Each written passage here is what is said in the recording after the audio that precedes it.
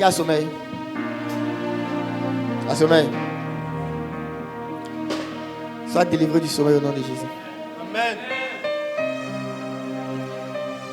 Donc, je vais partager un message pas très long, vu que le temps est déjà avancé. On doit prier.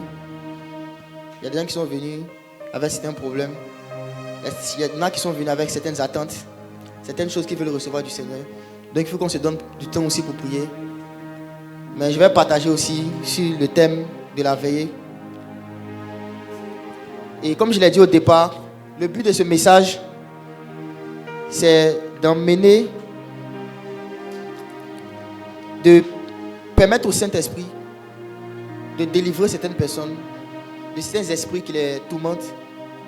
Et il y en a, vous avez des problèmes, vous ne savez même pas que la cause ou la source, c'est un type d'esprit dont je vais parler, que je vais décrire. Et par sa grâce, le Seigneur, aujourd'hui, va délivrer plusieurs personnes. Mais au-delà de ça, le Seigneur aussi veut donner de la connaissance et une autorité à ceux qui sont là ici et qui veulent vraiment exceller dans l'évangélisation. Gagner vraiment des gens. Moi, le Seigneur, il me donne beaucoup d'images, de symboles ou de paraboles pour m'enseigner certaines choses. Et il m'a fait voir l'évangile en fait comme un produit que tu veux vendre sur un marché. Et l'évangile est un produit. C'est un peu comme si le marché, c'est les êtres humains et tu as un bien que tu veux les vendre. Mais quand tu veux venir sur un marché vendre un produit, dans le monde du marketing, c'est qu'on fait, on fait une étude de marché pour savoir les besoins des consommateurs. Donc quand tu étudies le marché, tu sais quel type de produit peut être accepté par les consommateurs qui tu es en face de toi.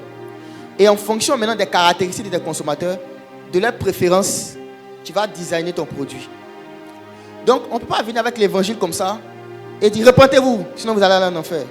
Non, ça ne marche pas dans tous les contextes.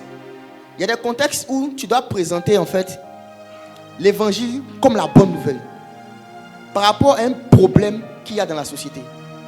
Parce que l'évangile, ce que Christ a fait, c'est la solution aux problèmes de toute l'humanité. À tous les problèmes que l'on peut vivre sur la terre. Tous les problèmes que l'on peut expérimenter sur la terre trouvent sa solution dans l'évangile. Dans la mort, l'ensevelissement et la résurrection de Jésus-Christ. Donc l'évangile n'est pas un message forcément direct. Identifie dans les gens que tu veux évangéliser le type de problème qu'ils ont. Et maintenant apporte Jésus-Christ comme la solution à ce problème. Si tu veux être efficace dans l'évangélisation, ne te lève pas juste comme ça et tu commences à parler de ta connaissance des versets. La Bible dit qu'à tous son péché, ils sont privés de la gloire de Dieu. La Bible dit que celui qui ne croit pas et qui ne se baptise pas ne sera pas sauvé. Tu peux citer les versets, mais ça ne touchera pas forcément des gens. Il y a une athée que le Seigneur m'a utilisée pour l'emmener dans le royaume, aux États-Unis. Elle est d'origine chinoise. Et j'avais essayé de lui prêcher l'évangile pendant 2 ans, ça ne marchait pas. Et je venais toujours avec Dieu existe, Dieu a créé, avec les arguments scientifiques que je maîtrise bien, ce genre de choses-là. Je venais avec ça. Ça faisait sens pour elle. Au point où elle me disait, bon, j'ai pas d'argument contre ça. Mais ça ne touchait pas son âme. Jusqu'à ce qu'elle ait un profond problème émotionnel. Et le Seigneur m'a dit, tu vois, voici l'opportunité. Et c'est dans ce profond problème émotionnel, je lui ai présenté maintenant, pas les discours de l'évangile, mais la puissance de Dieu. Elle était délivrée de la dépression, de l'anxiété. Et aujourd'hui, je vous parle, elle est devenue évangéliste. Elle évangélise les gens maintenant. Elle a évangélisé même quelqu'un au Japon sur Zoom. La dernière fois, il y a 2 jours, m'envoyé un message que la personne veut se baptiser sur Zoom. Il dit non, baptise pas quelqu'un sur Zoom. On doit trouver une église pour elle. Et il y a plein de témoignages comme ça. Mais quand vous approchez les gens pour leur donner Jésus, donnez-leur la forme de Jésus dont ils ont besoin. Identifiez le besoin qu'ils ont. En Afrique, les gens, il y a la sorcellerie. Donc quand tu viens, Jésus, le Dieu qui détruit les vies de la sorcellerie, ça marche. Mais ici, les gens ne croient pas à la sorcellerie. Par contre, il y a tout le temps des pensées de suicide. Et j'ai dit aux jeunes que j'encadre là-bas que quand tu veux prier pour quelqu'un, que tu veux évangéliser, dis-lui que donne-moi 10 secondes, je vais te prouver que Jésus est réel. Ne fais pas la longue prière, dis 10 secondes. Ça montre que tu as la foi. Si la personne fait des débats, tu dis donne-moi 10 secondes. Tu as le trouble dans ton cœur. Je te prie pour toi en 10 secondes, tu vas avoir la joie. Parce que la joie en moi, je peux te la communiquer. Amen. Et il y a des choses comme ça, quand tu fais, tu auras plus de résultats que de venir avec la méthode classique de Romains 3, verset 23. Tous sont péchés, sont privés de la gloire de Dieu, répentez-vous. Tu vas crier à plein gosier, tu vas dire que tu es évangélisé, mais tu auras peu de fruits. On connaît? Tu auras peu de fruits. Donc aujourd'hui, le Seigneur veut donner des âmes à ceux-là qui ont à cœur de gagner des âmes. Amen. Il veut équiper son armée avec des choses, des enseignements des révélations qu'il va donner. Et quand vous allez utiliser ça pour aller approcher des gens qui sont dans des problèmes. Vous ne venez pas avec la Bible, vous êtes la Bible.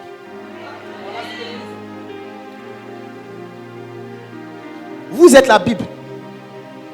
Il y a ici plus grand que la Bible. Choquer les pharisiens. Le Saint-Esprit en moi, non? Est-ce que le Saint-Esprit est plus grand que la Bible? Entre le Saint-Esprit et la Bible, qui était avant qui? Qui a créé qui? Et le Saint-Esprit est où? Donc il y a ici plus grand que la Bible.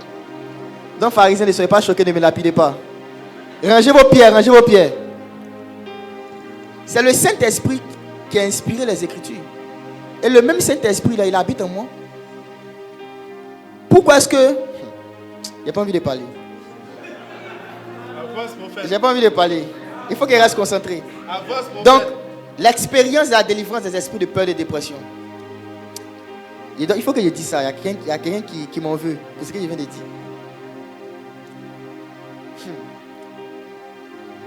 La Bible est un ensemble d'écritures qui a été compilé dans un livre par des hommes, dans des conciles. Ça, c'est l'histoire.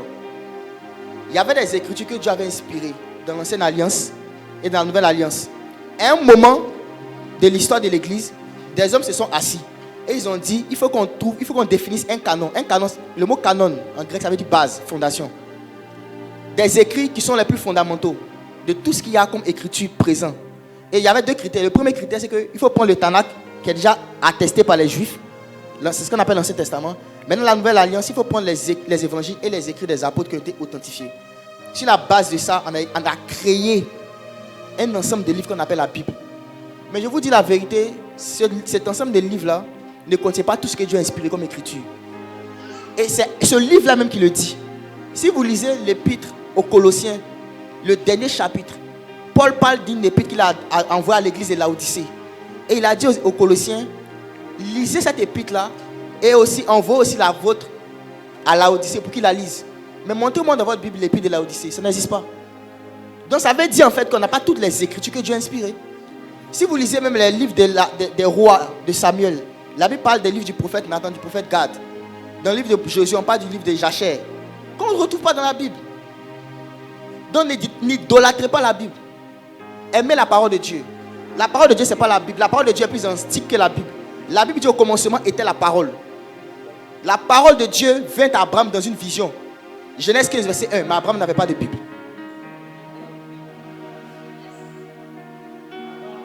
Jésus a dit, vous sondez les Écritures parce que vous croyez en voir en elles la vie éternelle. Mais vous ne voulez pas venir à moi. Il a fait une distinction entre lui et les Écritures. Pourtant, Jésus est la parole. Jésus est la parole. Il dit, vous sondez les Écritures, mais vous ne venez pas à moi. Ça veut dire que quelqu'un peut aller dans les Écritures, mais il ne va pas à la parole. Il peut aller dans les Écritures, mais il ne va pas à la parole. J'espère qu'il a délivré quelqu'un. Luc 4, verset 18. Il y a besoin de quelqu'un pour m'aider à lire. La Bible est un outil pour étudier Dieu. Tout comme la nature, les arbres, les étoiles, le soleil, la lune. Tout ça, ce sont les éléments pour étudier Dieu. Donc, ne devenez pas idolâtre. Adorez Dieu seul. Luc 4, le verset 18. Luc 4, verset 18. L'Esprit du Seigneur est sur moi parce qu'il m'a oint pour annoncer une bonne nouvelle aux pauvres. Il m'a envoyé pour guérir ceux qui ont le cœur brisé, pour proclamer aux captifs la délivrance et aux aveugles le recouvrement de la vue, pour renvoyer libres les opprimés, pour publier une année de grâce du Seigneur. Ok. Le Seigneur Jésus-Christ, dans ce passage, nous dit, l'Esprit du Seigneur est sur moi, car il m'a oint. il est en train de citer un passage du prophète Ésaïe. Ésaïe avait écrit ça dans Ésaïe 61. L'Esprit du Seigneur est sur moi car il m'a oint. Et il cite maintenant les choses que l'onction est censée faire. Donc ceux qui cherchent l'onction, Jésus nous montre ici en fait que il faut être motivé par les choses dont il parle ici pour aspirer à l'onction. Qu'est-ce que l'onction vient faire dans la vie d'un homme qui reçoit l'onction? Première chose, prêcher l'évangile. Donc, si tu n'as pas l'intention de devenir quelqu'un qui va prêcher l'évangile, pourquoi tu cherches l'onction? Car l'Esprit du Seigneur est sur moi, car il m'a oint pour annoncer la bonne nouvelle aux pauvres. La bonne nouvelle, c'est l'évangile. Donc l'onction vient premièrement pour nous donner l'audace et l'assurance pour annoncer l'évangile. Parce qu'un évangile qui n'est pas annoncé avec assurance est un évangile sans puissance. Quand tu prêches l'évangile, toi-même tu n'es pas sûr de ça, ça ne dégage pas la puissance. La Bible dit que les apôtres rendraient avec force témoignage de Jésus. Le mot force, c'est le mot assurance. C'est l'assurance. Donc l'onction te donne une assurance. Et quand tu parles avec autorité comme Jésus. Pour annoncer une bonne nouvelle aux pauvres. Maintenant, la deuxième chose que cette onction fait. Il dit ça fait quoi? Deuxième chose. Il m'a envoyé pour guérir ceux qui ont le cœur brisé. Il m'a envoyé pour guérir ceux qui ont le cœur brisé. Donc le premier type de guérison que le Seigneur Jésus-Christ veut faire, ce n'est pas d'abord la guérison physique. Ce n'est pas d'abord la guérison du corps. C'est la guérison d'un cœur brisé. La guérison d'un cœur brisé. Et c'est juste après prêcher l'évangile. Il m'a oint pour prêcher l'évangile et il m'a envoyé pour guérir ceux qui ont le cœur brisé. Pourquoi? Le Seigneur s'intéresse tant au cœur. Tout comme Satan aussi. Le mot cœur ici, ça parle de l'âme. Et dans Proverbe 4, le verset 23, la Bible dit: garde ton cœur plus que toute autre chose, car de lui viennent les sources de la vie. Donc, tout ce qu'un homme fait, tout ce qu'un homme est, se retrouve dans son cœur. Donc, celui qui arrive à contrôler son cœur, le contrôle. Le cœur, c'est l'âme. Et dans le cœur, on retrouve quoi? On retrouve premièrement la personnalité. Deuxièmement, l'intellect. Et troisièmement, les émotions. C'est ces choses-là qu'on retrouve dans le cœur. Et celui qui arrive à contrôler ton cœur, te contrôle. Si tu as donné la possibilité au Saint-Esprit de contrôler ton cœur, c'est le Saint-Esprit qui va te contrôler. C'est ce qu'on appelle marcher par l'Esprit. Marcher par l'Esprit, c'est donner son âme au Saint-Esprit. Pour dire: contrôle ma personnalité, contrôle mon intellect et contrôle mes émotions. C'est ça, marcher par l'Esprit. C'est se soumettre à la parole de Dieu. Soumettre ses émotions à la parole de Dieu. Marcher par la chair, c'est le contraire. C'est laisser la chair guider ces trois choses-là. Donc celui qui contrôle ton cœur te contrôle. Et Dieu dit: garde ton cœur, garde-le. L'âme. Et le diable est intéressé, il est beaucoup intéressé au cœur des gens. Et il est venu, la Bible dit que le voleur ne vient que pour égorger, dérober et détruire. Donc il y a une mission que le diable a sur la terre, c'est de détruire les cœurs. Briser les cœurs. Parce que si ton cœur est brisé, tu n'as plus d'identité, tu n'as plus de personnalité. Tu te lèves un matin, tu dis donc: bon, hier j'ai dormi garçon, mais aujourd'hui je suis devenue femme. Il a ôté ta personnalité, il t'a volé ça. Si ton intellect est atteint, toi qui étais brillant dans les études, qui étais inventif, qui avait la capacité d'être très imaginatif, tu pouvais proposer des idées facilement. Un matin tu te lèves, ce n'est plus là. Tu ne peux plus avoir de boulot. Il a touché ton intellect. Tes émotions, il attaque tes émotions. Par la peur. Tout ce que tu veux faire, tu as peur. Et la peur te paralyse. Tu es tout le temps dans la tristesse que tu ne peux même pas expliquer pourquoi tu es triste. Tu dépends des gens. S'il n'y a pas des gens autour de toi, tu ne peux pas être heureux. Dès que tu te sens seul, tu as l'impression que le monde est fini. Ce sont des démons qui font ça. Et le type de démons dans le monde spirituel qui travaille à ça, ce sont les démons de peur et de dépression. Je vais expliquer. Il y a une armée spéciale dans le royaume des ténèbres qui travaille au brisement des cœurs. Briser les cœurs des hommes. Parce que celui qui contrôle ton cœur t'a contrôlé. Si ton cœur est brisé, tu n'as plus de vie. La conscience que l'homme a de lui-même, de son identité, est dans son âme. L'esprit est le lieu où l'homme a conscience de Dieu. L'âme est le lieu où l'homme a conscience de lui-même. Et le corps est le lieu où l'homme a conscience du monde. Donc Satan attaque ton identité. Vous allez voir qu'il est venu voir Jésus. Il dit quoi? Si tu es le Fils de Dieu. Et s'il a réussi à avoir ton cœur, il a réussi à avoir ta vie. Et il y a plein de gens que vous allez rencontrer dans la rue, dans le métro, partout, qui disent qu'ils sont athées. Ce n'est pas parce qu'ils sont athées, c'est parce qu'ils sont blessés.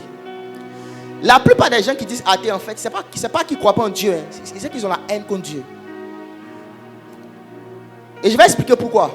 Les esprits de dépression travaillent aussi dans le fait qu'ils te donnent la haine contre des gens que tu penses qu'ils sont censés te protéger.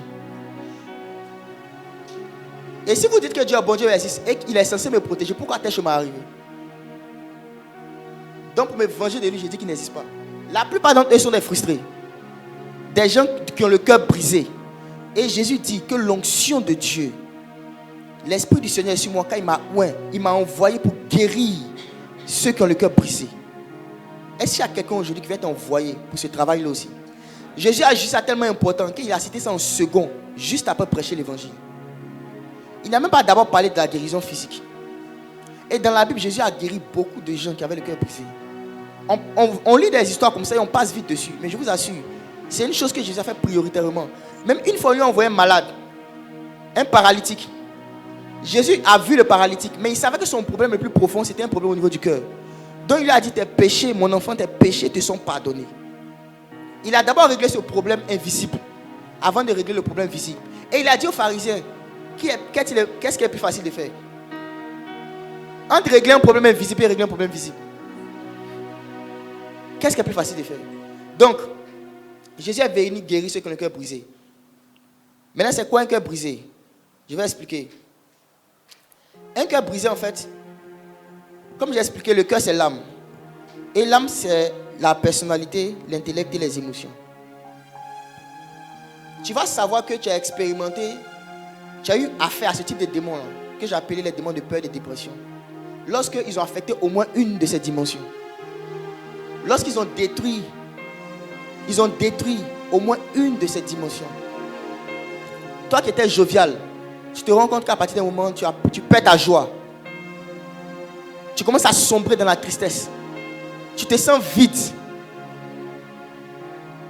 Tu as l'impression que... Attends. Est-ce qu'il y a quelqu'un qui s'appelle Solange? J'entends un nom de mon esprit, Solange. Il y a quelqu'un qui connaît Solange, qui est noire. Elle est noire de peau. C'est toi? J'entends pas. Est-ce qu'on peut lui donner un micro?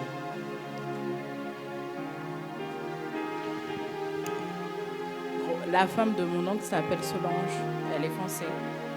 Elle est française? Non, elle est française. Elle est noire de peau? Oui. Ok. Toi, ta Solange, elle est claire. Elle est quoi? Voilà. Donc, c'est ça. C'est toi qui t'es éliminé. C'est elle. Tu connais une Solange aussi? Ta petite soeur. La Solange dont je parle, tu connais une Solange aussi? Noire de peau? D'accord. Celle dont je parle, elle a moins de 30 ans.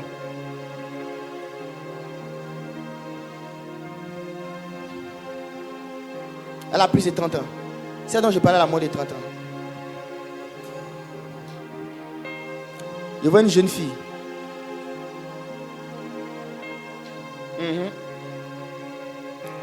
Tu connais ta nièce? Est-ce qu'on peut lui donner le micro?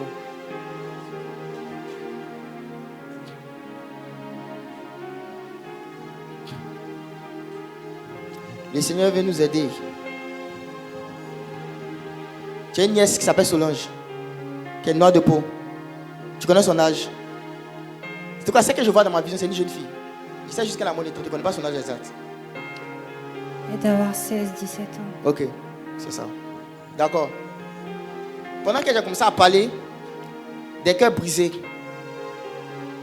j'ai eu un flash. Donc en fait, le Seigneur m'avait parlé d'une personne, avant que je vienne ici, d'une personne qui était tourmentée par des esprits qui voulaient l'isoler, qui lui faisaient croire que les gens autour d'elle ne l'aimaient pas, qui lui font croire que les gens autour d'elle ne l'aiment pas, et ils lui disent en fait que faut te séparer d'eux. quitte la maison, fuis, va quelque part en fait. Il n'y a personne autour de toi qui t'aime. Donc je ne sais pas si tu la connais, tu connais sa situation, cette Solange en question.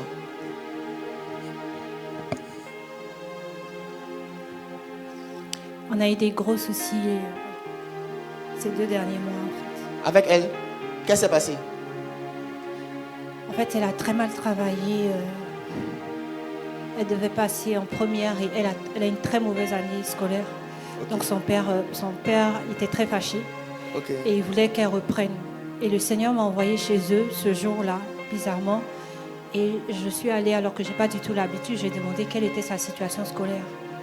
Et son père a parlé, j'ai décidé de prendre le problème en charge en fait. J'ai dit, il n'est pas question qu'elle redouble. On va faire face à la situation pendant les vacances. Okay. Mais elle était insupportable en fait. Et elle s'est révoltée. Elle devait venir chez moi. J'ai essayé de préparer toutes les affaires et tout. Et puis la petite, elle s'est très très mal comportée. Donc jusqu'à ce que je parte et tout. Et pendant 1 mois, en fait son père en avait marre. Tout le monde en avait marre. Mais moi j'ai décidé de prendre sa situation. Et arrivé un moment, elle a fait des choses. Elle a monté ses parents et tout contre moi. Donc finalement, on n'a pas pu vraiment travailler. Son père a essayé de trouver d'autres répétiteurs. Mais ça a créé une blessure aussi de mon côté. Mais je savais que cet enfant avait un problème véritable en fait. Et je demandais le discernement au Seigneur. Mais là, c'est comme si elle est toujours en train de fuir en fait. Elle passe entre les mailles du filet. Mais je sens qu'il y a une bombe à retardement. C'est ça. Il y a des esprits de dépression qui sont sur elle. Il y en a 3. Et en fait, leur but, ils sont de lui faire croire qu'il n'y a personne autour d'elle qui l'aime. Donc, qu'est-ce que c'est pas d'eux en fait? Qu'elle laisse qu'elle aille elle-même se vivre sa vie. Donc, elle est en train de mûrir un projet actuellement de se séparer de tout le monde. Donc, ce que tu vas faire, tu vas prendre un temps, prends au moins 2 jours, tu vas prier, jeûner et prier pour elle. Et après ça, il faut l'appeler. Tu l'appelles au téléphone, tu parles avec elle d'abord. Et quand tu finis de parler avec elle, tu lui proposes que tu veux juste prier pour elle, que tu vas pas être long, que ça va durer plus d'1 minute. Son père s'est converti à l'islam, donc ils sont tous musulmans. Il faut laisser ça. Il faut lui dire que tu lui parles, tu lui dis que tu as juste fait une prière rapide pour elle, pour l'aider. Parce qu'elle manque de paix aussi, elle manque de paix. Donc utilise ça. Dis-lui que de toute façon, elle ne perd rien. Tu vois? Et ton jeûne, dans le jeûne, prie pour que le Seigneur lui te donne la langue aiguisée, la langue exercée pour la convaincre. Tu vois? Et tu l'appelles, tu parles avec elle et tu pries. Et quand tu vas prier là, tu vas ordonner. Tu ne parles pas au Seigneur Jésus. Hein. Tu ordonnes directement aux esprits là. Vous, esprits de dépression, libérez là. Et puis tu la laisses. Ces pensées-là vont la laisser. Parce que si vous la laissez comme ça, elle va quitter la maison. Tu vois? Bon, ça c'est une parenthèse. On va revenir sur ça après. Voilà, ici on commence. Le ciel va tout s'ouvrir. Il faut que je finisse le message. Parce que la connaissance aussi est importante. Regardons une chose. Les cœurs brisés, en fait, c'est les cœurs qui ont été atteints dans au moins l'une de ces 3 dimensions. Soit ta personnalité, ton intellect ou tes émotions. Donc, quelqu'un que vous connaissez, dont la personnalité a subitement changé. Quelqu'un qui était jovial, qui commence à devenir agressif, méchant. Quelqu'un qui était travailleur, qui commence à devenir paresseux. Vous devez être conscient que il y a un esprit de dépression qui l'a attaqué. Il y a un esprit comme ça qui l'a attaqué. Quelqu'un dont vous voyez que dans la vie, en fait, cette personne a du mal à avoir de l'énergie pour faire des choses. Vous pouvez dire non, elle est paresseuse. C'est la conclusion que vous avez directement. Mais je vous dis, dans la plupart des cas, dans la majeure partie des cas, c'est un esprit de dépression qui agit derrière. Mais il y a beaucoup de gens qui ne savent pas lire en fait. Ils se disent que la dépression, c'est seulement quand tu te sens seul, quand tu as peur, alors que non. On tue en toi l'amour du travail. Ton cœur est brisé. Tu as besoin d'être délivré par Jésus. Et pendant que je parle, il y a plusieurs, vous allez vous retrouver dans beaucoup de choses. Et par sa grâce, le Seigneur va nous aider. Donc, voici les 3 dimensions par lesquelles cet esprit-là peut oppresser quelqu'un. Ou peut détruire la vie de quelqu'un. Ou peut briser le cœur de quelqu'un. Maintenant, comment se fait-il que ce type d'esprit rentre dans la vie d'un homme ou d'une femme? Je vais parler de 3 canaux. Le premier canal, c'est le canal des abus sexuels. Le canal des abus sexuels. Un abus sexuel, c'est toute invitation ou le fait de faire participer quelqu'un qui n'a pas le consentement ou l'âge à une activité sexuelle. C'est introduire quelqu'un qui n'a ni le consentement ni l'âge dans des pratiques sexuelles. Et il y a des gens comme ça, dans les jeunes âges, qu'on viole, il y en a qu'on tripote, il y en a qu'on expose à certaines pratiques. Et en fait, c'est un boulevard. Ce genre de pratiques sont des boulevards pour des esprits de dépression. Ce sont des boulevards.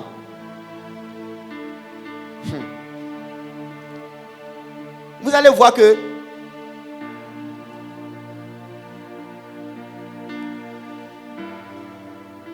presque 100% des femmes qui ont été violées sont dépressives. Presque 100%. À moins qu'après elles rencontrent Jésus, puis Jésus la délivre. Parce que c'est Jésus qui a la solution à tous les problèmes de l'humanité. Jésus est la solution à tous les problèmes de l'humanité. Vous allez rencontrer des jeunes filles qui ont perdu la valeur de leur corps. Parce qu'en fait, la première conséquence d'un abus sexuel, c'est la haine de son propre corps. La personne commence à haïr et à désacraliser son corps. Donc elle va commencer à s'habiller, à exposer ses parties. Toi tu dis que non, elle est impudique. Alors qu'elle est blessée. Alors que son cœur est brisé. Toi tu vois seulement l'apparence extérieure. Mais tu ne lis pas en fait que la personne a un problème plus sérieux. Et dans la Bible, il y avait une femme comme ça, qu'on appelait Marie. Que Jésus avait délivré de 7 démons, qui était devenue prostituée. La Bible ne donne pas les détails sur son histoire, mais je suis convaincu que cette dame avait été violée. Qu'il y avait un abus sexuel qu'il avait introduit dans la perte de la valeur de qui elle était. La plupart, il y a beaucoup de femmes qui tombent dans la prostitution parce que dans leur enfance, elles ont été abusées sexuellement. Ça te donne la perte de la valeur. Tu désacralises ce corps, ce temple que Dieu t'a donné. Il y a une haine contre toi-même qui naît, une haine contre ton propre corps. Et cette haine contre toi-même là fait en sorte que tu n'as même plus la force de faire quoi que ce soit dans la vie. Tu perds l'estime que tu as pour toi-même. Et toutes les paroles que Dieu dit que tu es, tu n'arrives pas à croire. Tu n'arrives pas à croire. Tu lis la Bible, c'est un peu comme quelqu'un qui a un parapluie qu'on essaie de mouiller. C'est-à-dire on verse sur ta tête, mais tu as un parapluie. L'eau ne te pénètre jamais, ça ne te touche pas. Parce qu'il y a cette blessure-là. Et Jésus va te délivrer aujourd'hui. Donc le premier canal, c'est le canal des abus sexuels. Et je n'ai pas forcément le temps de développer. L'heure avancée. Et comme il a dit, la première conséquence de ça, c'est le fait que tu vas commencer à haïr ton propre corps. Deuxième conséquence, c'est que tu vas haïr les gens qui étaient censés te protéger. Il y a une haine que tu vas développer contre les gens qui étaient censés te protéger. J'ai rencontré une jeune fille. On a fait sa délivrance. On a prié pour elle, le Seigneur l'a délivré et tout. Mais après, il y a un autre démon qui s'est manifesté. De quelques jours après. Et puis j'ai prié encore. Le démon est parti. Mais il savait qu'il y avait un souci avec elle. Et que si on continuait comme ça, on allait se fatiguer. Donc on allait échanger. Il lui a dit, parle-moi un peu de ta vie, de ton histoire et tout ça. Est-ce qu'il n'y a pas quelqu'un que tu as gardé en cœur? Elle dit non, elle n'a pas de rien contre quelqu'un. Il dit bon, d'accord. Il dit quelle était la dernière fois que tu as parlé avec ta maman? Elle ne pouvait pas répondre. Il a su qu'il y avait un problème. Donc on a commencé à investiguer. Et je me suis rendu compte qu'elle avait une haine contre sa maman. Alors que sa maman ne lui a jamais rien fait. Quand elle était petite, son papa l'abusait sexuellement. Son papa l'abusait sexuellement. Et son père est décédé. Maintenant, ce qui s'est passé, c'est que Satan maintenant a orienté la haine qu'elle avait contre son papa, contre sa maman. Parce qu'il lui a dit que ta maman devait te protéger, elle ne l'a pas fait. Elle devait te protéger, elle ne l'a pas fait. Elle devait te consoler, elle ne l'a pas fait. Donc, elle justifiait la haine qu'elle avait contre sa maman sur la base de ça. Et je lui ai dit, tant qu'elle garde ça, elle ne pourra jamais être véritablement libre. La haine contre les gens qui étaient censés te garder. Et c'est la même haine que les athées ont contre Dieu. Tu vas leur prêcher l'évangile. Il dit ça c'est pour toi. Mais moi, voici les malheurs que j'ai vécu dans ma vie. Où était Dieu? Si c'est le Dieu que tu dis qu'il m'aime, qu'il est moi à la croix pour moi, où il est? Il est censé me protéger. Comment se fait-il que j'ai eu tel résultat dans ma vie? Comment se fait-il que j'ai vécu telle souffrance? Cœur brisé. La haine contre Dieu. Troisième type de haine, la haine contre celui qui t'a abusé. Et ça, c'est ce qui est pire même. La haine maintenant contre l'individu qui était utilisé par Satan pour détruire ta vie, détruire ton innocence. Et ces esprits-là, ils implémentent la haine dans ton cœur de sorte à ce que tu ne sois jamais délivré. Parce que la délivrance, ce n'est pas de dire au démon sort. La délivrance, c'est lorsque tu reçois Jésus. La véritable délivrance, c'est recevoir le Saint-Esprit. Parce qu'on peut chasser un démon, mais il part pendant un temps. Il va revenir après. Donc le fait qu'on chasse le démon, c'est pour te donner à toi la possibilité librement de choisir Jésus. Parce que la présence du démon t'empêche de croire. Donc on lui dit pas, tu es libre. Et puis on te dit, il y a un temps que tu as. Maintenant, prends la décision de marcher avec Jésus. Et quand tu ne prends pas cette décision, le démon revient avec 7 démons plus méchants que lui. Et ta condition devient pire. Donc la véritable délivrance, c'est lorsqu'on expérimente Christ. Et les démons savent que quelqu'un qui a la rancœur dans son cœur ne peut pas vraiment expérimenter la nouvelle naissance. Parce que Dieu a dit que celui qui a la haine contre son frère est un meurtrier. Or, aucun meurtrier n'a la vie éternelle. Celui qui n'est pas prêt à pardonner se disqualifie pour recevoir le pardon de Dieu. Donc les démons maintenant, ils utilisent le malheur que tu as vécu. Ils créent un système dans lequel, même si quelqu'un vient les chasser, ils auront toujours une porte d'accès. La haine. 1, contre toi-même. 2, contre des gens qui étaient censés te protéger. 3, contre la personne qui t'a abusé. C'est des choses que vous devez comprendre et connaître quand vous allez approcher les gens. De sorte à ce qu'ils sachent. L'une des choses qui touche aussi les gens quand tu les approches pour prêcher l'évangile, c'est le fait qu'ils savent que tu compatis à leur douleur. Que tu n'es pas juste en train de parler des choses comme ça dans l'air, mais tu sais à ce qu'ils vivent. Le fait de compatir et de sentir que quelqu'un a besoin d'aide et que la personne sente que vraiment tu veux l'aider, ça ouvre son cœur. C'est pour ça que le Seigneur permet qu'on entende ces choses.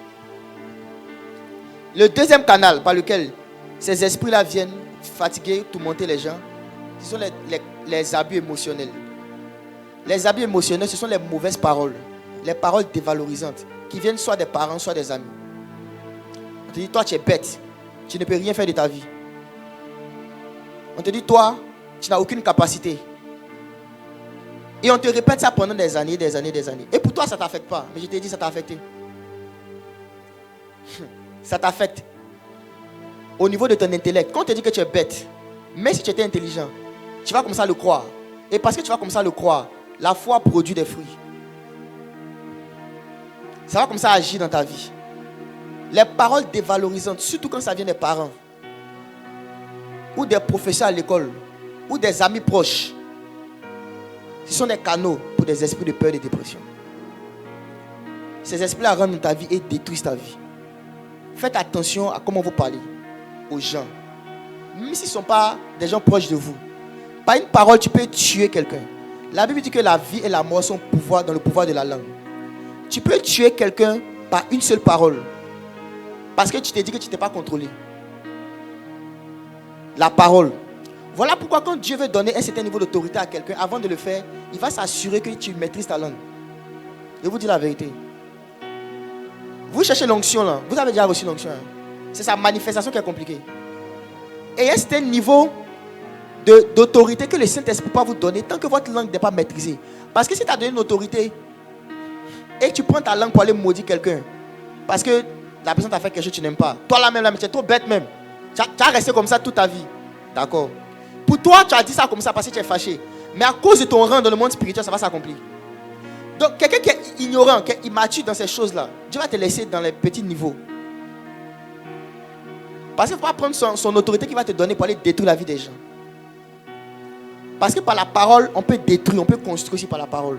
La Bible dit que la ville s'élève par la bénédiction des justes, mais elle est détruite par la malédiction des méchants. Donc par la parole, on peut élever quelqu'un. Par la parole aussi, on peut détruire quelqu'un. Et il y en a en fait qui ont été détruits émotionnellement. Et qui ont été affectés, oppressés par des esprits de peur et de dépression suite à des mauvaises paroles qu'ils ont entendues. Des propos dévalorisants. Des propos qui les faisaient se voir comme si c'était rien du tout. Et ça, c'est difficile de s'en débarrasser. Ce n'est pas par la prière seulement. généralement, même la prière même ne fonctionne pas. Parce que c'est des forteresses. Surtout quand c'est pendant des années qu'on t'a fait ça. Il faut vraiment que tu plonges tes yeux dans la parole de Dieu continuellement pour être délivré de ça. Mais il arrive des fois aussi, quand le Seigneur voit que tu es fatigué, chargé, il te délivre automatiquement. Si ton cœur est disposé. Si ton cœur est disposé. Les abus émotionnels, ils sont des portes d'entrée pour ce type d'esprit. La troisième porte d'entrée, troisième canal de ce type d'esprit, c'est les familles brisées. Et c'est ce que le diable utilise le plus ici, dans les pays occidentaux. Il s'attaque au mariage. Et les parents se séparent. Quand les parents se séparent, automatiquement, il y a un esprit de dépression qui s'attaque aux enfants. C'est automatique. Quand deux parents se séparent, pour eux, ils sont séparés comme ça. Mais il y a un esprit de dépression qui s'attaque aux enfants. Directement. Donc, les familles brisées, c'est un peu comme un boulevard pour ce type d'esprit. Où tu commences avec papa et maman, et un moment, les deux se séparent. Et quand c'est comme ça, l'ennemi fait quoi? Il sème maintenant la haine dans le cœur de l'enfant contre l'un des parents. C'est censé être le fautif. Et ça reste là pendant des années et des années et des années. Jusqu'à ce que la parole de Dieu vienne mettre en lumière et détruire ces choses. Donc voici les trois principaux canaux. Et maintenant je vais expliquer les manifestations. Est-ce qu'on peut prendre ensemble Marc chapitre 5?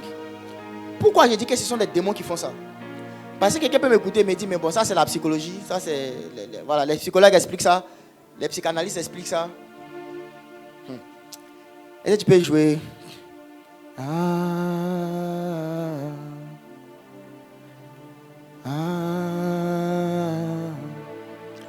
Marc chapitre 5, le verset 1 à 5.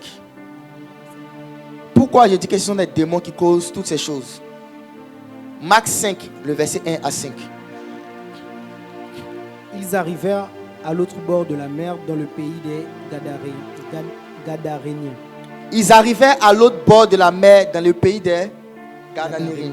Ok, vas-y, continue. Aussitôt que Jésus fut hors de la barque, il vint au-devant de lui un homme sortant des sépulcres et possédé d'un esprit impur. Donc, Jésus était arrivé dans un pays qu'on appelle le pays des Gadaréniens. Et quand il est arrivé, la Bible dit qu'un homme possédait d'un esprit impur qui sortait d'où ça? Des sépulcres.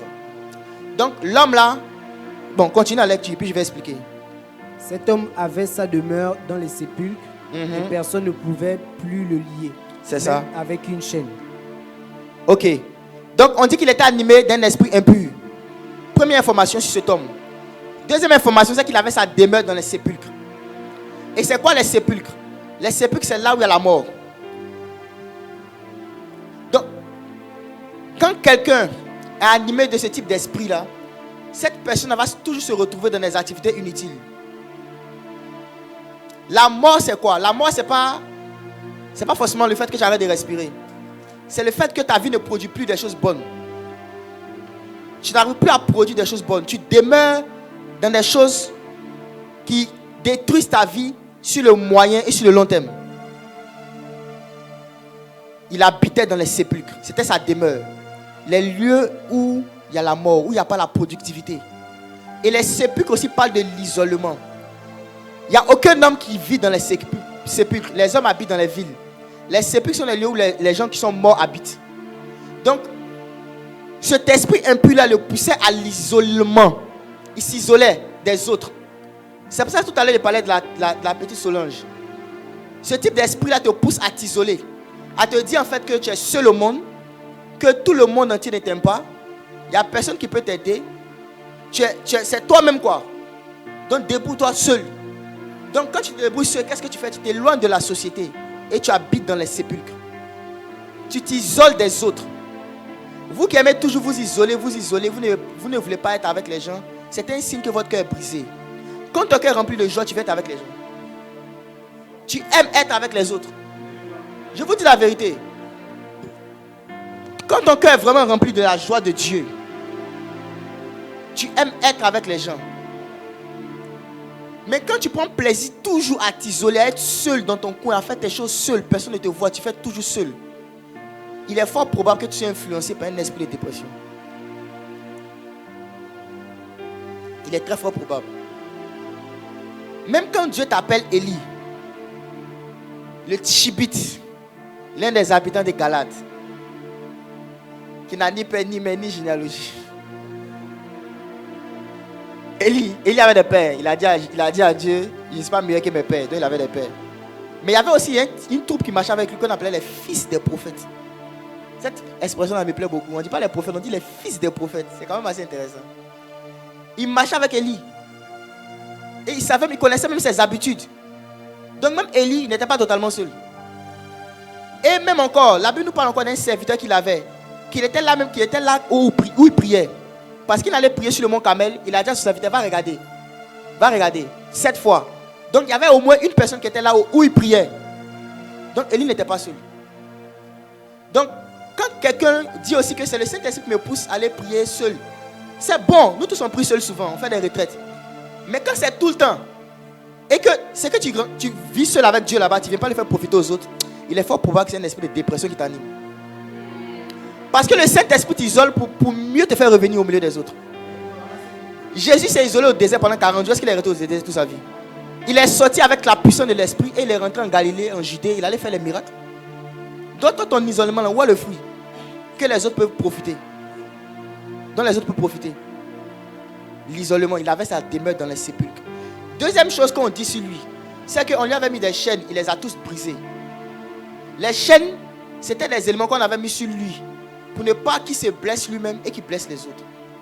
Les chaînes peuvent représenter des règles. Un système qu'on t'impose, que tu dois suivre. Pour te sauver toi-même et sauver ceux qui sont autour de toi. Et les esprits de dépression, de peur, en fait, qu'est-ce qu'ils font? Ils créent en toi la haine des règles. Moi, il ne veut pas de règles. Il ne veut pas de chaînes. Il y a des chaînes qui sont bonnes pour la santé. Lui, les chaînes qu'on lui mettait là, c'était pour l'empêcher de se détruire. Et pour l'empêcher d'être violent envers les autres. Mais on dit qu'il les brisait. Il brisait les chaînes. Ça parle du fait que tu refuses toute forme de règle. Moi, on ne peut pas me... Voilà, je ne suis pas dans une règle. Que ce soit tes parents, que ce soit à l'école, peu importe. Tu refuses toute forme de règle. Il n'y a aucun homme qui peut vivre sans règle. Même Dieu. Il choquait les pharisiens encore. Il choquait les pharisiens encore. Après, vous me trouverez Dieu avec vos cailloux. Il va mourir comme mon maître. Même Dieu a des chaînes.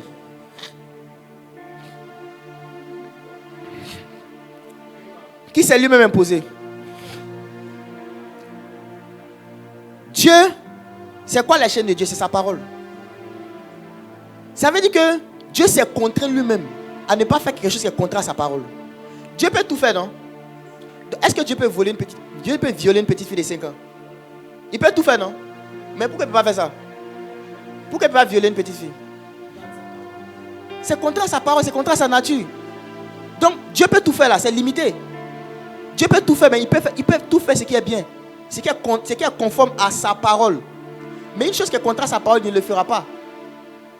Donc Dieu peut tout faire là. C'est dans le cadre de ce que lui-même s'est imposé. Ou bien, est-ce que Dieu peut pécher? Pour Dieu peut tout faire. Donc il s'est imposé lui-même des chaînes. Il dit les chaînes ce sont des règles. Des règles les règles en fait qui sont censées garder un équilibre. Donc les gens qui refusent toute forme de règles, il est fort probable que c'est un esprit de dépression qui vous anime. Et c'est ça qui avait... Le diable en fait, la Bible dit que son cœur s'est élevé. Mais son cœur s'est élevé pourquoi? Parce qu'il ne voulait pas certaines règles. Le fait de ne pas vouloir des règles là, c'est ça, c'est la rébellion. On dit qu'il brisait les chaînes. Il brisait les chaînes. Non, moi, là où on commence, il y a des choses à respecter là, franchement, moi ça ne me plaît pas, moi je ne suis pas dedans. Il est fort possible que tu sois influencé par ce type d'esprit. Même Jésus, Jésus lui-même, homme, il s'est soumis à des règles sur la terre. Il s'est soumis à des règles. Parce que les règles sont là pour conserver l'unité, l'harmonie et l'équilibre. S'il n'y a pas de règles, c'est le chaos. C'est le chaos. Donc on dit qu'il brisait les chaînes. Deuxième manifestation du type d'esprit. Après le fait qu'il t'isole, il t'emmène à détester toute forme de choses qui va te donner l'impression que ta liberté t'a été ôtée. Oui, il y a des endroits où on abuse des gens et on les contrôle. Ça aussi c'est vrai. Mais il ne faut pas tomber dans l'extrémisme, Et puis il se dit que partout où il y a des règles, c'est forcément démoniaque. C'est que tu parles au ciel. Parce qu'au ciel, il y a des règles. Il y a des protocoles. Le niveau de protocole au ciel est tellement élevé que Jésus... Lisez Apocalypse 1. La Bible dit que révélation de Jésus-Christ, que Dieu lui a donné, et qu'il a donné à son serviteur Jean par l'envoi de son ange. Donc, Dieu a donné à Jésus-Christ, Jésus-Christ a donné à son ange, l'ange a donné à Jean, et Jean maintenant écrit aux 7 anges des églises. Maintenant les anges des églises maintenant donner à l'église. Vous voyez le schéma? Vous voyez le schéma? Parce que Dieu a des règles. Il dit écrit à l'ange de l'église 2. Et c'est un ange qui dit ça à Jean. Et l'ange il a reçu le message de Jésus. Et Jésus a reçu le message du Père. Maintenant le Père il habite en Jean, non? Le Père habite dans les frères qui sont dans les églises. Mais regardez tout le chemin. Regardez tout le chemin. Maintenant quelqu'un qui n'aime pas les règles, il va dire moi, j'ai le Saint-Esprit. J'ai le Saint-Esprit. Dieu me parle, on se parle comme ça. Comme un homme parle à son ami. Quand je dis Moïse. Il dit même Moïse. Dieu lui parle face à face, non? Et puis il lui dit pas, ta manière de gérer le peuple est mauvaise. Il le laisse comme ça. Et puis maintenant il envoie un homme, son père dans la foi qui s'appelle Jéthro, pour lui donner ce conseil. Pour dire à Moïse, tu parles à moi face à face, hein, mais tu auras toujours besoin des hommes. Ça revient à ce que j'ai dit tout à l'heure. Dieu aime faire participer les hommes à ce qu'il fait. Donc peu importe le niveau de communion que tu dis tu as avec Dieu, il faut qu'il y ait des hommes qui te mettent des chaînes. Il te dit, sinon tu ne vas pas grandir. Il faut qu'il y ait des hommes qui te mettent des chaînes. Qui peuvent parler, puis il y a des choses que tu ne vas pas faire. Mais si tu dis que c'est seul le Saint-Esprit qui a ton autorité, il est fort probable que c'est un esprit de dépression qui t'anime. Maintenant, ça ne veut pas dire qu'il faut te mettre dans la main de n'importe qui. Il faut regarder, c'est celui qui a un cœur de berger, qui a un cœur de Jésus. Il ne va pas abuser de toi. Mais ne te dis pas que parce que tu as le Saint-Esprit, tu n'as besoin de personne. C'est un mauvais raisonnement. Il y a une vision que le Seigneur m'a donnée une fois. Un matin, je priais. C'est même pas une vision même. J'étais transporté en esprit. Bon, je n'ai pas envie de dire sorti de mon corps, mais le Seigneur m'a transporté en esprit. Et il m'a fait affronter. J'étais en train de me battre avec des esprits. Et j'étais en train de les frapper, les vaincre même. Et ils ont fui. Et pendant que je les poursuivais, ils sont appelés un autre esprit qui était plus puissant. Et l'autre esprit est venu. Et pendant qu'il venait, il était tellement en confiance que je partais à l'affronter. Mais je vois l'assurance qu'il avait. Moi, ça me fait peur. Il n'avait pas peur de moi en fait. Et puis j'ai essayé de faire certaines choses, ça ne passait pas. Et puis moi-même, comme ça, j'avais peur. Et puis j'ai dit, ah non, je ne suis pas seul. Et puis je me suis rappelé du passage où le Seigneur a dit, je peux invoquer 12 légions de la part de mon Père. Et puis il a dit, Seigneur, on voit des anges venir m'aider. Et en même temps, comme s'il y a une armée qui est descendue sur le lieu. Et puis je suis remonté. Et puis je suis revenu dans mon corps comme ça. J'ai senti qu'il y a quelque chose rentré dans mon corps. Puis mon souffle comme ça a respiré. C'est là qu'il a compris que ce n'était pas juste une vision. Et j'ai première question demandé au Saint-Esprit, pourquoi est-ce que je n'ai pas vaincu le dernier esprit qui était venu? Il me dit, c'est parce que j'étais seul. Que la promesse que j'ai faite sur le fait que les portes du séjour des morts ne prévaudront point, ce n'est pas pour un individu, c'est pour l'église. Il dit, c'est les portes du séjour des morts ne prévalent point contre l'église, pas contre un individu. Et l'église, ce n'est pas toi seul, l'église, c'est un peuple. C'est parce que j'étais seul. Parce qu'il voulait me donner un enseignement sur l'importance de l'église. Il dit, c'est parce que j'étais seul. Les portes du séjour des morts ne prévalent point contre l'église. Donc celui qui pense que lui seul, il fait l'église, il se trompe. L'église, c'est un corps. Dans un corps, il y a plusieurs organes. On a besoin les uns des autres. Et les uns les autres, on s'impose des règles. Je te vois en train de faire quelque chose, j'ai le droit de venir te reprendre.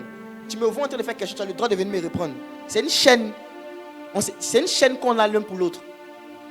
Et celui qui refuse ça, il est fort probable qu'il soit affecté par des esprits de dépression. et brisait les chaînes. Continue la lecture. Marc 5, verset 4. Car souvent il avait eu des fers aux pieds et avait été lié de chaînes. Mais il avait rompu les chaînes et brisé les fers. Et personne n'avait la force de le dompter. Il était sans cesse, nuit et jour, dans les sépulcres et sur les montagnes, criant et se meurtrissant avec des pierres. On dit qu'il était sans cesse, nuit et jour, dans les sépulcres et sur les montagnes. Il était isolé. Et il criait dans l'isolation. Ça parle du fait aussi que ces esprits-là vont te pousser à beaucoup pleurer quand tu es seul.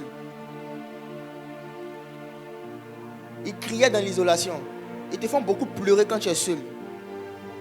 Quand il n'y a pas quelqu'un autour de toi, en même temps, il y a un esprit de pleurs qui vient sur toi. Tu pleures, tu pleures, tu pleures, tu pleures. Quand tu es seul, tu cries dans les sépulcres. Il n'y a personne là pour t'entendre. Et tu pleures, et tu pleures, tu pleures.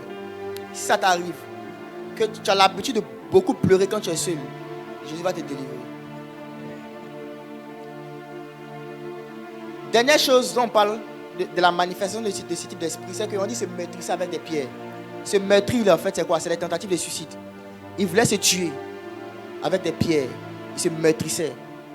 Ces esprits aussi causent le désir de se suicider. Ils te poussent, ils te donnent des pensées de suicide. Tue-toi.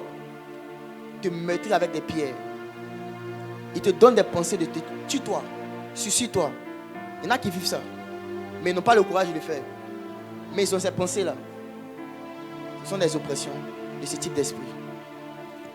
Maintenant, on va avancer rapidement. On va finir. C'est quoi la solution? C'est Jésus. La solution, c'est un individu. C'est le médicament, c'est l'antidote que Dieu a donné à toutes les maladies qui sont sur la terre. Il a dit dans Ésaïe 53, verset 4, il a porté nos douleurs, il s'est chargé de nos maladies. Il a porté nos douleurs, il s'est chargé de nos maladies. Il n'y a aucun problème sur la terre que le sang de Jésus ne peut pas régler. Que ce soit émotionnel, que ce soit dans ton âme, que ce soit dans ton corps. Il n'y a aucun problème que le sang de Jésus ne peut pas régler. Parce que Christ est mort à la croix pour tes péchés. Christ est mort, il n'est pas seulement mort à la croix pour tes péchés, il est mort aussi à la croix pour que tu sois guéri de tes blessures. La Bible dit qu'il a porté nos maladies, s'est chargé de nos douleurs. Jésus-Christ est la solution. Et si tu m'écoutes aujourd'hui, que tu es venu à ce programme, que tu n'es pas encore vraiment né de nouveau, peut-être que tu vas à l'église, peut-être que tu lis la Bible, tu pries, mais tu n'as jamais fait de rencontre personnelle avec l'Esprit de Jésus. Si on te pose la question, est-ce que tu es né de nouveau? Tu vas répondre, je ne sais pas. Si tu vas donner cette réponse, je te dis, tu n'es pas encore né de nouveau. Et on peut prier pour toi aujourd'hui, par la grâce du Seigneur. L'amour du Seigneur va te guérir. Mais je te dis, si tu veux conserver ta guérison, il faut que tu reçoives Jésus. Il y en a qui sont dans la foi, mais qui souffrent toujours de ces choses-là. Parce qu'il a expliqué tout à l'heure que ton esprit peut être régénéré. Mais dans ton âme, il peut encore avoir des choses à cause de certaines rancœurs que tu gardes.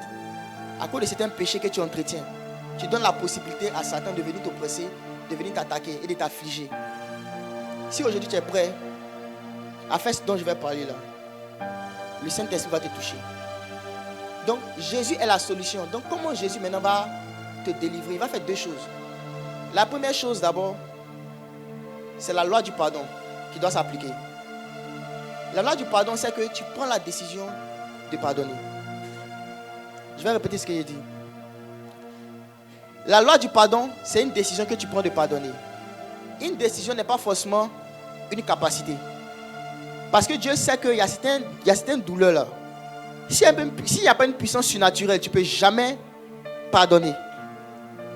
Mais ce qui te demande à toi, c'est la volonté. Est-ce que tu veux? Si tu veux, en fait, la loi du pardon dit en fait que tu te présentes devant Dieu pour dire, prends ce fardeau là que j'ai dans mon cœur. Je ne peux pas moi-même ôter ça. C'est trop lourd. Enlève cette haine qu'il y a pour moi, qu'il y a pour les individus qui étaient censés me protéger, qu'il y a pour les personnes qui m'ont abusé. Enlève cette haine-là qu'il y a pour les personnes qui m'ont détruit émotionnellement. Je veux pardonner de tout mon cœur. Si vraiment c'est ton cas, que c'est la volonté que tu as, je t'assure, le Saint-Esprit peut te donner la capacité. Et il va te délivrer, il va ôter le fardeau. Et le point de contact que cet esprit-là avait pour continuer de te tourmenter, il ne sera plus là. Et le Seigneur ne fait pas que ça. Il te remplit aussi de l'esprit de joie. La puissance pour combattre ce type d'esprit, c'est l'esprit de joie.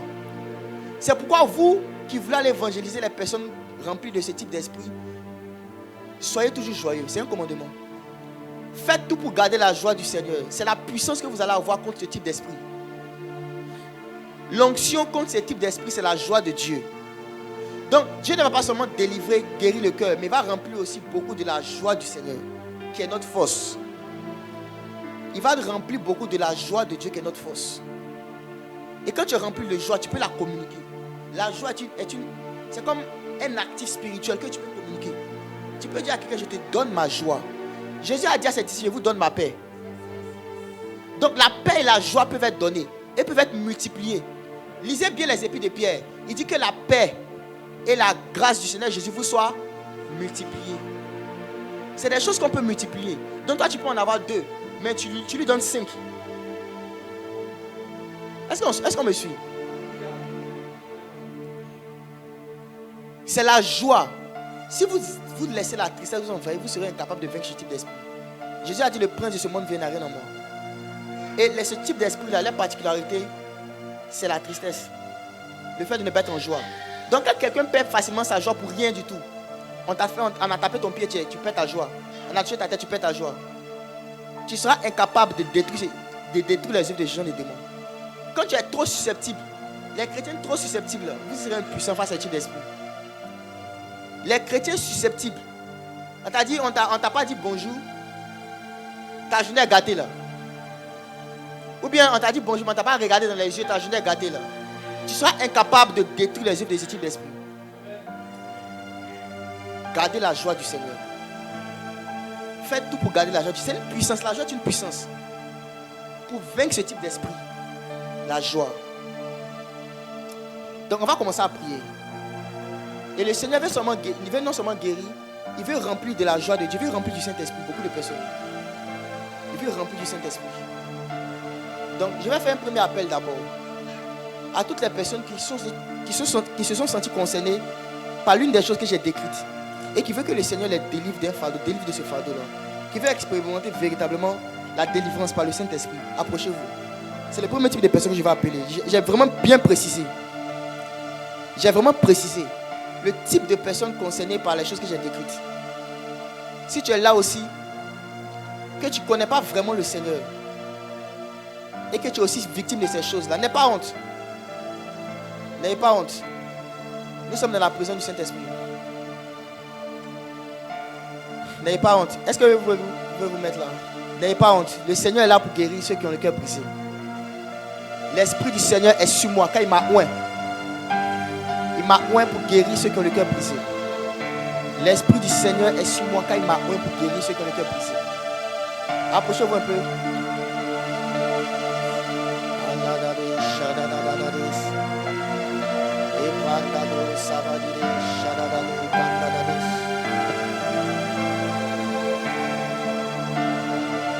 Faut changer. Joue tout l'honneur.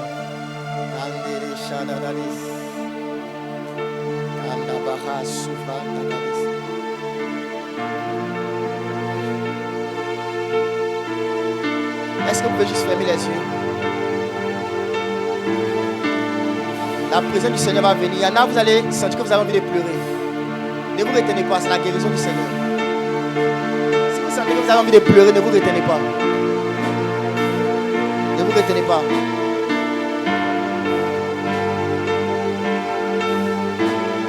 Vous allez tous répéter cette prière après moi. Seigneur Jésus, je viens à toi aujourd'hui parce que j'ai besoin de toi. Libère-moi de ce fardeau, de ces rancœurs que j'ai encore dans mon cœur. Je veux pardonner. Je prends la décision de tout mon cœur de pardonner à tous ceux qui m'ont offensé, à tous ceux qui m'ont blessé, à tous ceux qui m'ont brisé. Je prends la décision d'être libre de ces fardeaux. Aide-moi par ton esprit. Délivre-moi. Délivre-moi. J'ai besoin de toi. Restez calme. Le vent du Saint-Esprit vient. Viens maintenant. L'Esprit du Seigneur vient maintenant. Il y en a que vous allez sentir des poids vous quitter. Et comme j'ai dit, si vous sentez que vous avez envie de pleurer, ne vous retenez pas.